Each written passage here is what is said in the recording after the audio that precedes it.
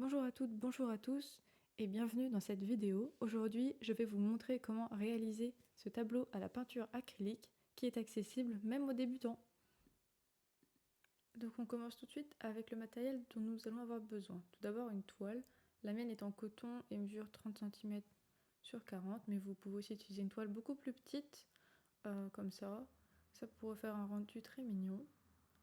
Ensuite un pinceau. Le mien est un petit peu petit par rapport à la taille de la toile, mais ça fera l'affaire, ce sera juste un peu plus long. Vous pouvez trouver ça aussi pour quelques euros. Ah oui, la toile a coûté 6 euros. Ensuite, un crayon de papier qui permettra de faire les principaux dessins. Et pour la peinture, j'utilise de l'acrylique studio acrylique de chez PBO. Donc les tubes coûtent environ 5 euros l'unité. C'est des tubes de 100 ml. À part le blanc, les couleurs primaires, ça suffit largement. Vous pouvez aussi prendre d'autres marques ou des tubes plus petits, bien sûr. Ensuite, il vous faut une palette. Alors moi, j'aime bien utiliser une feuille de papier cuisson posée sur du sopalin humide. Mais vous pouvez utiliser n'importe quel type de palette. Enfin, il vous faut un pot avec de l'eau.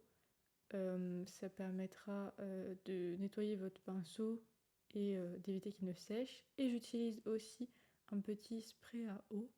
Ça permet, avec quelques pchites sur la palette de temps en temps, d'éviter que la peinture ne sèche trop vite.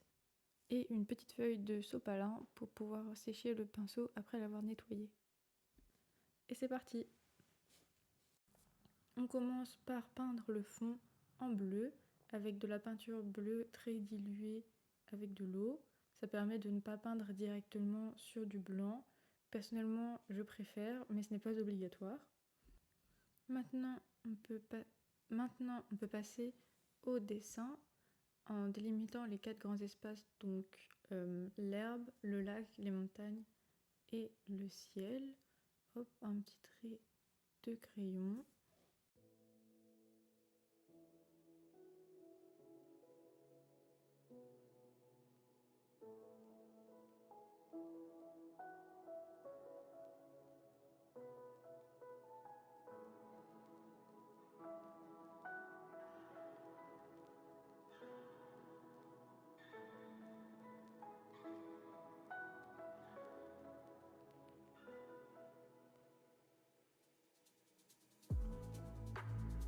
Alors, ce qui est important, c'est que vos 4 zones ne fassent pas exactement la même hauteur pour éviter que ce soit trop monotone, mais vous choisissez les proportions qui vous plaisent bien évidemment. Ensuite, on peut passer au dessin des montagnes, donc il faut faire des formes triangulaires plus ou moins régulières. L'idée, c'est que les montagnes du fond soient plus serrées, plus rapprochées les unes des autres pour donner un effet de profondeur.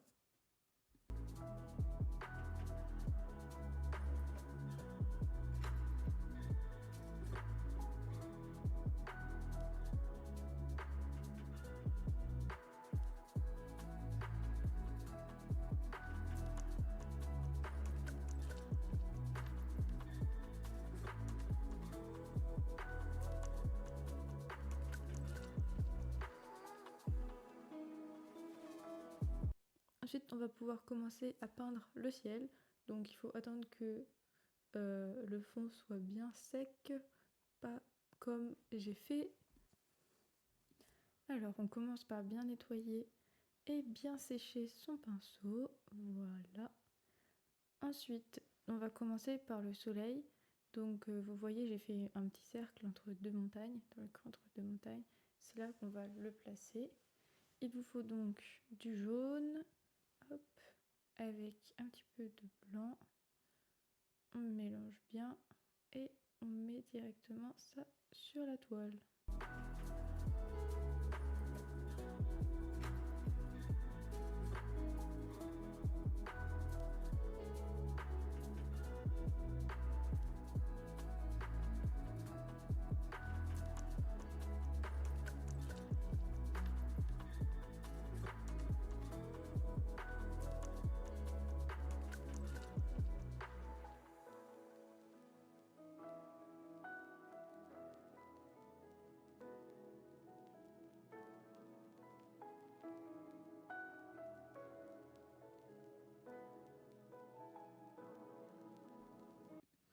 Alors maintenant, on va ajouter du rouge. Donc il faut vraiment en mettre un tout petit peu par rapport au jaune parce qu'il a une couleur qui est beaucoup plus forte pour faire une teinte un petit peu orange. Donc bon, là j'ai mis trop de rouge, je remets du jaune.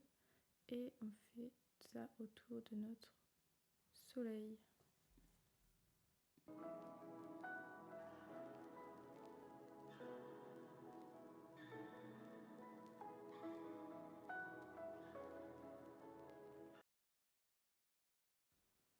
Hop, on va mettre encore plus de rouge.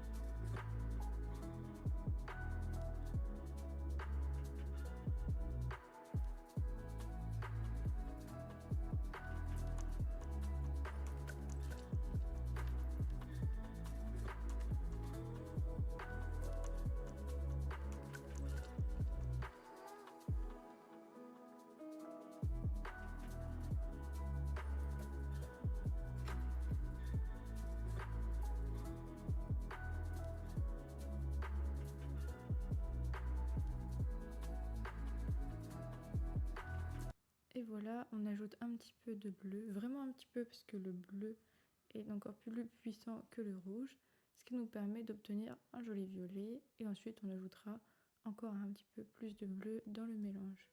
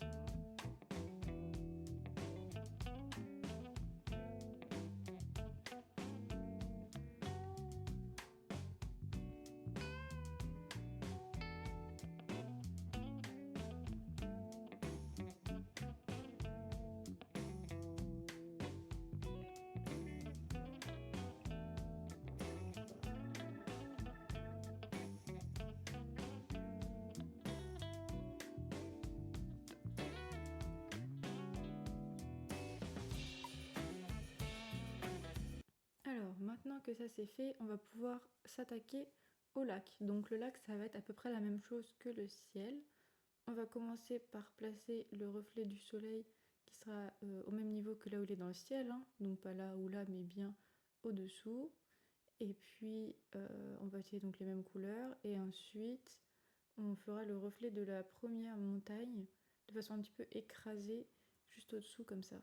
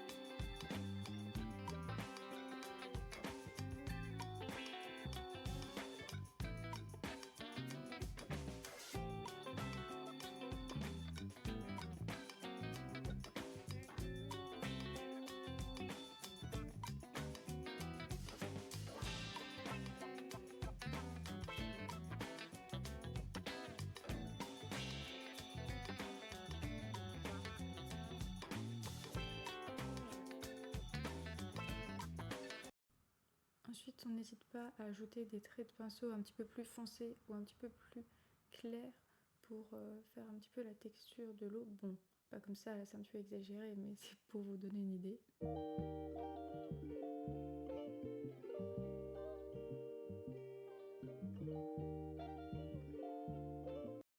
Maintenant, on va préparer les couleurs pour les montagnes. Donc l'idée, c'est que les couleurs soient un petit peu désaturées, donc pas trop vives. Pour ça, on crée plusieurs niveaux de gris en mélangeant du blanc et du noir. Et ensuite, on va ajouter un petit peu de rouge à chacun de ces gris.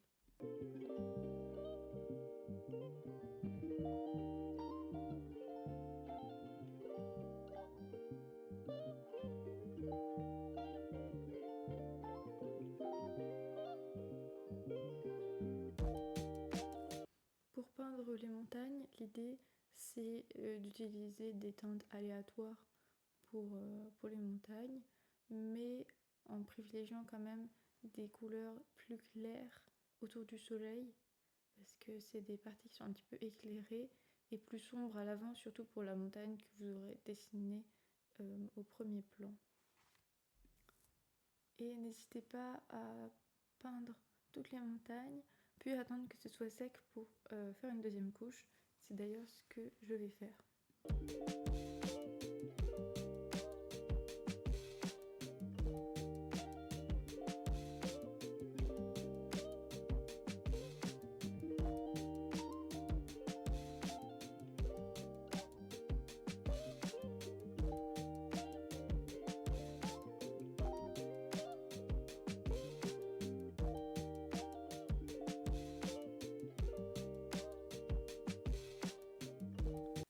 Maintenant, on va faire des petits reflets sur l'eau en faisant des traits pas très réguliers avec du blanc et un tout petit peu de jaune.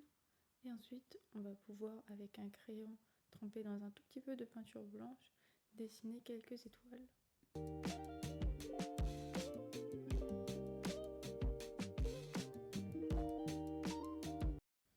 Maintenant, on va peindre le reflet de la montagne qui est au premier plan.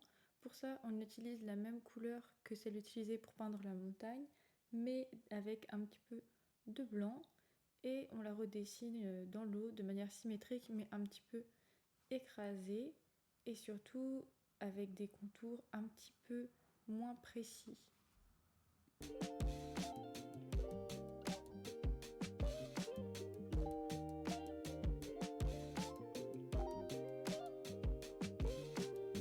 On peut passer au sol, donc on va faire tout simplement un gros aplat de peinture noire et on va éviter de faire un trait trop droit pour que ça fasse plus naturel. Pour l'herbe, on va faire des traits à la peinture noire, donc il ne faut pas hésiter à mettre suffisamment de peinture sur le pinceau pour que les traits soient suffisamment nets, et on n'hésite pas à faire varier les hauteurs, les épaisseurs et les directions des brins d'herbe.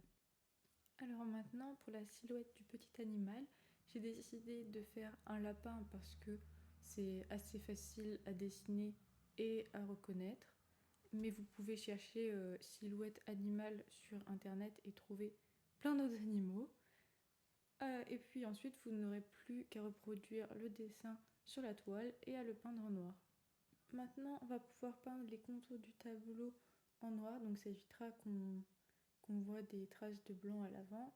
Et il faut éviter de peindre sur la partie un petit peu arrondie parce qu'on risque de la voir, donc c'est mieux de faire des retouches avec les bonnes couleurs à ces endroits. J'utilise des feuilles de brouillon pour éviter de salir la table. Et voilà, il ne reste plus qu'à signer. Donc moi j'utilise un pinceau très fin avec de la peinture noire, mais vous pouvez aussi utiliser un marqueur ou n'importe quel stylo qui vous plaît. Et voilà, on a terminé. J'espère que le résultat vous plaît. Si vous comptez offrir cette toile à quelqu'un, n'hésitez pas à écrire un petit mot au crayon à l'arrière de la toile, ça lui fera plaisir. Et puis à bientôt pour une prochaine vidéo.